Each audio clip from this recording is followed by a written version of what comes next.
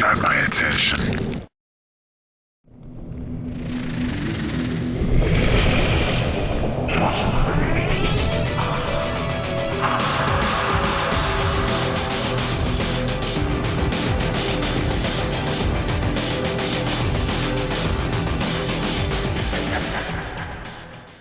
Hey Nukenites, another day, another dollar. And by dollar I mean ZVT Marathon, because every single matchup this weekend is going to be Zerg versus Terran.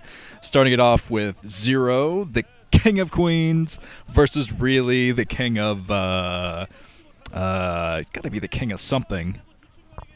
I'm like George W. Bush, have to give a nickname to everyone. So really, you're going to have a nickname by the end of the day. Guarantee it. Let's see. Maybe the old Really owl. That white owl was always like, oh, really? Yes, really. Whenever he's being backed into a corner and losing, he is going to say, oh, really? Oh, God. Innovation, the Nuke the Stars trademark. Here we go, Eye of the Storm. What does George Bush used to call Blair? I think it was like Snuggy Pants or something. Something like that. Yo, Snug! What up, Dubs? Except, up at the 10 o'clock position in red is ZerO scouting in the right direction. Just like Jaedong, he's a big fat cheater. So that means down at the 8 o'clock position in beige is Really. Oh god. Okay, I'll stop doing that right now. I can tell it's already worn out its welcome within about 20 seconds there. So yes, back on Eye of the Storm, 4-player map, and back casting ZerO games. I've had a lot of experience casting ZerO games. He is my favorite Zerg player, just because he's so innovative, he's so good at micro and macro, but like many of my other favorite players, he consistently breaks my heart, because ZerO is not a clutch player at all. It seems that every time he has to win is when he doesn't win. And every time when there's not as much pressure on him, of course every televised game has some pressure, but when there's less pressure on him is usually when he performs his best. Always has complete control over all of his units over all points of the map. And when they throw him out to ace matches, really high-stakes matchups, you can really tell that the nervousness is taking control of his play because there's a lot of idle drones, idle units being shot at. He's not moving them, stuff like that. That's why he's lost so many ace matches. I can't understand why Woonjin Stars keeps throwing him out for ace. Even though he is a fantastic Zerg player, he just crumbles under the pressure. So it's hard to tell how well he's going to play here. This isn't really a super high-stakes matchup. I mean, it's just the first set of the series. But if he wins this, I feel that ZerO, if he wins a game and he has some less pressure put on himself, that he performs a lot better. It's kind of a weird anomaly that makes him a pretty big threat if you let him win some games, but looks like he is going to come down, get the scout on what's likely to be a fast expansion from Really. And I've been bragging a lot on ZerO, but Really is definitely a great player too. He has taken up the mantle, Eastro's best Terran player, after UpMagic was forced to retire, which made me so sad because UpMagic was one of my favorite Terran players. A little known fact, but I actually wrote UpMagic a letter once. Well, a note. Team Liquid was having kind of a little note thing. Never GG was saying, okay, write down some notes in the forum and I'll give them to the Eastro guys. So I wrote a little note to UpMagic. I forget what it said. It was like whiting or something, I don't know. But the point is I did send a note to UpMagic. And then he was forced to retire because of the match fixing scandal. So that one hurt me more than any of the match fixers. The rest of the match fixers I really don't care about. UpMagic was the only one, to be honest. Everyone else, whatever. They're gone. Twins, they're gone. Doesn't affect me that much. But I do miss UpMagic. Okay, Really does have his bunker at the front. He has a pretty nice little defensive grid going. Has some extra marines there just in case ZerO should try to get cute and do a Zergling run by. I don't think that's going to happen because Really he does have a scout inside of the main and the natural expansion of ZerO, so you can run back and forth between those and see if ZerO is grouping up more Zerglings for an attack, which he's not. He is pumping drones right now, getting up his extractor, and he's taken the 2 o'clock base, so ZerO already going for the quick 3 bases. Most likely going to try to take the natural expansion of the 2 o'clock so he can get those 4 free bases that Zerg will have to take on this map against each of the races. Well, I guess against the Zerg, it doesn't happen that often. Although I saw that awesome recent Zerg game between Yellow and Jaedong, everyone is saying, Nuke, you gotta commentate this. But I don't work that way. I watched it. I'm pretty sure I watched it live. Did I watch that live? Well, either way, I watched it, so I don't commentate on games that I watch beforehand. Kind of sucks the fun right out of it for me.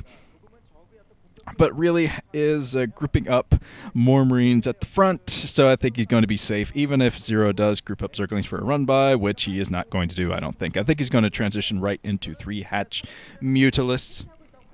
And he took that 2 o'clock base pretty early, so he's going to have more time to position some defenses there to fight back against the early push from Really.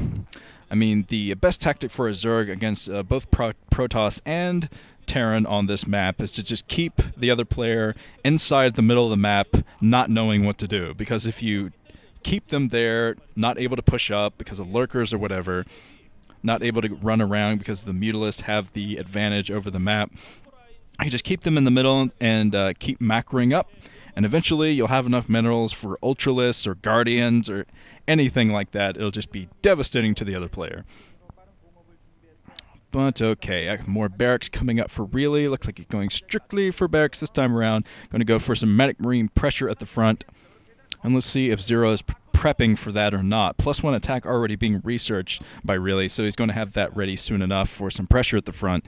And I see, yes, 1 creep colony is coming up for ZerO, playing it safe. Let's see if he ends up morphing that or not. Zerg players these days are really trying to cut the minerals tight and not waste them on sunken colonies if they don't need them right away. Now he's coming in with some speed. Zergling, see if he can get a surround on these Marines being caught out of position. Let's see if ZerO can snipe one. Nope. Decides to back off. No units died there. I think he would have been able to kill quite a few Marines if he had run in there, but didn't want to push his luck. He didn't know quite how many Marines were in that bunker. Anyway, so +1 attack, still being researched, probably a little bit more than halfway done by now. And here comes the Spire. Let's see if Really can fight off the initial Muta harass. Okay, 1 medic out for Really. He's pushing his luck a little bit, but he's just trying to get rid of those pesky Zerglings that are getting the scout and when he can move out.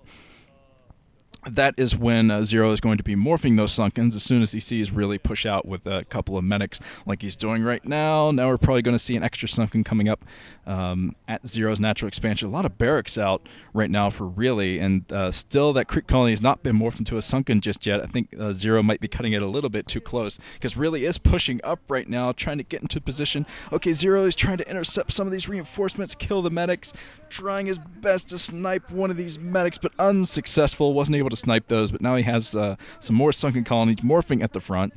Put down an extra creep colony just in case. And his mutas, I was going to say, his mutas will be popping soon, and they popped right now. And the Hydralisk Den coming out. So he is going to be fine denying this push for a little bit longer with those mutas, but at the same time it means he's not going to be able to do any economic harassment, which is what he wanted to do with these. So Ruby going for this many medic Marines is working out for him so far, as long as he doesn't get pincered. There are no fire bets in here at all for Ruby, and a medic Marine squad without fire bets these days gets badly pincered by the Zergling Mutalisks attack, which ZerO was trying to do there. Didn't quite have enough troops to get it done. So forced to back off, but ZerO doing his best to snipe the medics and keep that big push from happening. So the fewer medics that are in here, the easier it's going to be to grind down that medic Marine troop with Mutalisks alone. But I saw him putting down the Hydralisk Den, so it means lurkers are going to be ready to protect that 2 o'clock base. So it's good for ZerO that Really continues to try to push that natural expansion. He wants to end it right now. Queen's Nest coming up. He's trying to work on that Nidus Canal. He knows how important it's going to be to keep that 2 o'clock base. Sniping a couple more Marines, sniping a few more Marines. ZerO's doing a good job. Just taking down these Marines bit by bit. Taking down another medic. That's another big blow to the unit composition from Really. because he's really not pumping enough medics right now. I just noticed I said, really? This is just going to be like the Great and See situation. I'm going to end up saying really 5,000 times in the commentary, but whatever. Whatever. Okay, the Hydralisks are out. They're going to be morphing into Lurkers soon enough. Here comes the Hive already for ZerO, and he's doing a good job, as I said earlier, of keeping really inside the middle and not being able to accomplish anything. But, okay, the reinforcements joining the squad out here. Another medic being sniped. Wow, ZerO's done a great job sniping these medics. Look at this. There's only one medic left for all of these Marines out in the field. So, yeah, really can't even think about pushing the natural expansion right now with only one medic.